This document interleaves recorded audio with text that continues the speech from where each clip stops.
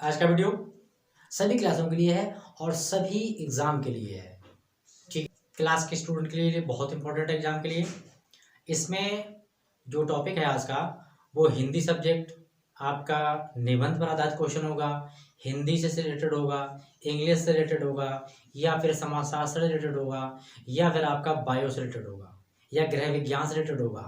इन सभी सब्जेक्टों के लिए इम्पोर्टेंट है, बहुत ही महत्वपूर्ण है। और ऐसा क्वेश्चन किसी ना किसी सब्जेक्ट में आपको मिलना तय है, ये 100% आएगा। अपना सब्जेक्ट में दिया ही रहता है, चैप्टर के रूप में क्वेश्चन आ जाएगा, निबंध के रूप में, ऐसे के रूप में आ सकता है, ऐसे हिंदी इंग्लिश दोनों में आ सकता है, गृह विज्ञान में आ सकता है, इसमें जुड़े हुए हैं, बायोलॉजी में आ जाएगा, आपका जनरल स्वास्थ्य से रिलेटेड क्वेश्चन है ये। तो इसमें हम कंट्रोल कैसे करेंगे? मैंने मात्र यहाँ पर 5 पॉइंट दिए हैं, इन 5 पॉइंट को आप पक्का कर लो, कोई दिक्कत नहीं है, सभी मजा आएगा। जो भी वीडियो को वॉच कर रहे हो, जो भी मेरे चैनल से आप वाचिंग कर रहे हो, स्टडी कर रहे हो, कृपया आप लोग कमेंट में अपनी क्लास बता दो। क्लास से हमें ये क्लियर हो जाएगा कि आप किस क्लास के स्टूडेंट हैं, तो उसी क्लास के हिसाब से हम आपके लिए वीडियो जो है वो लाने की कोशिश करेंगे, जिससे आपका परीक्षा का कोर्स बहुत अच्छा हो जाए और टारगेट भी आपका अच्छा मिल जाए। जनसंख्या नियंत्रण के उपाय या फिर तरीके, मतलब कि किस तरीके से हम जनसंख्या नियंत्रण को कंट्रोल कर सकते हैं। और ये टॉपिक आपका बायो का भी है, ठीक है। मैं जो भी सब रिलेटेड है उसके सभी प्लेलिस्ट में इसको डाल दूंगा। जैसे भारत में बढ़ती हुई तीव्र जनसंख्या, ये बहुत तेजी से बढ़ रहा है इंडिया में, तो फर्स्ट पॉइंट पे जनसंख्या है, सेकेंड पॉइंट पे बढ़ रही है बेरोजगारी। ये 2 पॉइंट सबसे नंबर 1 पर है, ठीक है। नियंत्रित करना क्या है? इसको नियंत्रित करना परम आवश्यक, क्योंकि बहुत ही आवश्यक है इसको, जिसे हम निम्न उपायों के माध्यम से नियंत्रित कर सकते हैं। कुछ उपाय हैं, कुछ तरीके हैं, इन्हें हम पॉइंट कहते हैं, हेडिंग कहते हैं। तो सबसे पहली हेडिंग आती है शिक्षा की सुविधाओं में विस्तार। मतलब कि शिक्षा का सुविधा, जो शिक्षा की सुविधा जो है काफ़ी बड़े पैमाने पर इसको विस्तार करना चाहिए। प्रत्येक तरीके से किसी ना किसी तरीके से शिक्षित करना चाहिए, और शिक्षा ओपनली होनी चाहिए। तो क्या बनाएंगे आप? नियंत्रण करने के लिए हमें शिक्षाओं के सुविधा में विस्तार करना चाहिए, और शिक्षाओं के लिए विस्तृत रूप से लागू करना चाहिए, प्रत्येक वर्ग के प्राणी के लिए, प्रत्येक आयु के व्यक्तियों के लिए। नेक्स्ट, यौन शिक्षा को अनिवार्य रूप से लागू करना।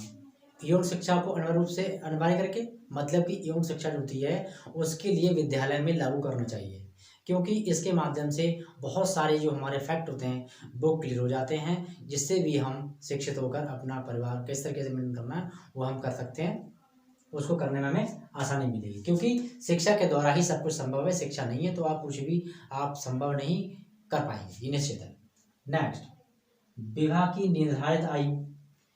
तो विवाह की आयु क्या है? 18 वर्ष लड़की की, 8 और 21 लड़के की, 18-21 साल।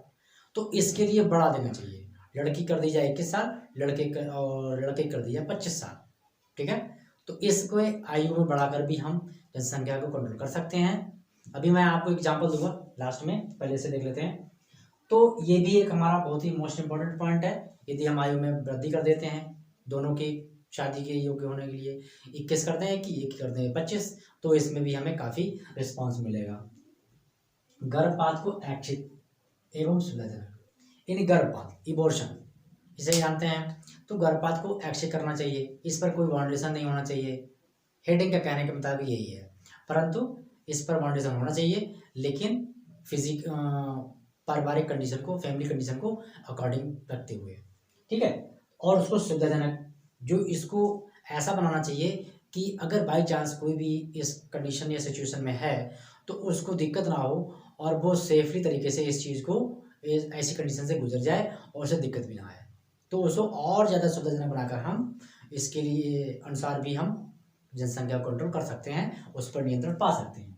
नेक्स्ट, परिवार कल्याण कार्यक्रम को प्रभावी बनाकर, यानी जो पारिवारिक कल्याण कार्यक्रम चलाए जाते हैं, सेंट्रल गवर्नमेंट चलाती है, स्टेट गवर्नमेंट चलाती है, उन कार्यक्रमों को जगह जगह पर नुक्कड़ नाटक या फिर किस तरीके से झांकियों के माध्यम से, कार्यक्रमों के माध्यम से सोसाइटी में उसको एक्टिवेट करके हम भी उसके आधार पर भी हम कार्यक्रमों के माध्यम से लोगों को समझा सकते हैं और उनके समझ में आ जाएगा। इससे भी हमारा जो है जनसंख्या का जो बढ़ता हुआ ग्राफ है उसे हम कंट्रोल कर सकते हैं। इसमें कंट्रोल करने की हमें जो है हेल्प मिलेगी। नेक्स्ट हमारा है और एक मिनट, परिवार कल्याण कार्यक्रम चलाता कौन है? सबसे बड़ा वर्ल्ड में अगर एक संस्था है यूनिसेफ है, उसके आधार पर ही हम इसको और अच्छा बनाकर, प्रभावी बनाकर इसके कार्यक्रम से उसको कंट्रोल कर सकते हैं जनसंख्या के लिए। कृषि यंत्रों एवं खाद्यान्न वृद्धि, कृषि यंत्रों में सुधार करके खाद्यान्न वृद्धि को बढ़ाकर, यानी खाद्यान्न को वृद्धि बढ़ाकर, खाद्यान्न को बढ़ाकर हम जनसंख्या को कंट्रोल कर सकते हैं। क्योंकि बढ़ती जनसंख्या की दो मांगे होती हैं, एक तो रोजगार, दूसरा खाना। अगर रोजगार नहीं मिलेगा तो इधर उधर भटक जाएगा, खाना नहीं मिलेगा तो भूखों मर जाएगा। तो दो कंडीशन सबसे ज़्यादा घातक होती हैं किसी भी स्टेट राष्ट्र के लिए या स्टेट के लिए।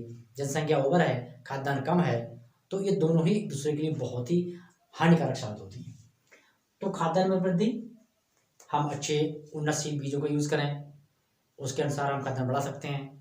और यंत्रों के लिए यंत्रों सुधार करें जिससे हमारा समय बचेगा। तो यंत्र और खाद्यान्न दोनों हम सुधारेंगे तो इससे भी हमें जनसंख्या कंट्रोल करने में हमें हेल्प मिलेगी।